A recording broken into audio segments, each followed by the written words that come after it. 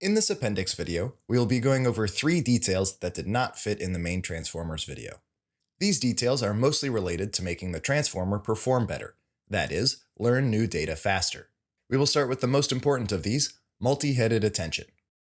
In our orange data converter box, we took our input matrix and multiplied it by 3 different weights to get a query, key, and value matrix.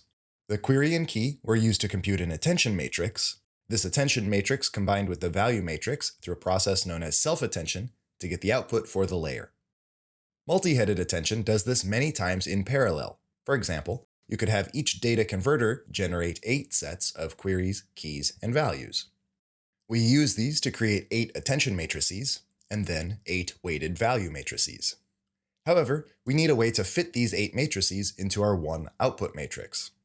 You can think of this as sending 8 proposed outputs to an attention committee, who picks the best pieces from each of them and combines those best pieces into the output of this sublayer. This is implemented by a weighted average, which the neural network will learn the weights for. Here in the appendix sheet, I reduced the model size to be size 6, that is, 6 columns, so all the features fit better on the screen. The values I picked are pretty arbitrary. This network is not doing any useful or interesting computation. I implemented 3 attention heads instead of just 1. Each of these heads are nearly an exact copy of the attention sublayer from before.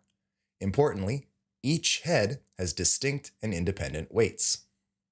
The attention committee I mentioned before is implemented by concatenating or joining all the heads together. See, here is where we multiply the first head's attention matrix by its value matrix. Here is where the second head's attention matrix is multiplied by the second head's value matrix. And there's a spot for the third head's output as well. This very wide matrix of the concatenated heads is multiplied by this very tall matrix of learned weights to compute a weighted average that is the correct size for our layer inputs and outputs. This is why the orange box on the original figure 1 says multi-headed attention. Note that the 3 arrows refer to the query, key, and value matrices. They aren't just decorations for the multiple heads. Each of these heads implements the mask and scale part of figure 2, which we skipped before. Those parts are implemented just before self-attention is calculated. The scaling part divides the raw compatibility score by a constant value. The authors picked the square root of the size of the data model. For us, that would be the square root of 6. If we set this to 1, like we did before, we can see the attention matrices become more focused. Setting this to higher numbers effectively blurs the attention matrix. Scaling is supposed to help train the networks faster. Masking was implemented by adding this matrix to the compatibility function. This was necessary in the original transformer because they were translating English to German and French, and they did not want the model to cheat and look at the answers in German or French. Here we have put a large negative number in 1/2 of our mask matrix, which prevents the first input from looking at any inputs that come after it.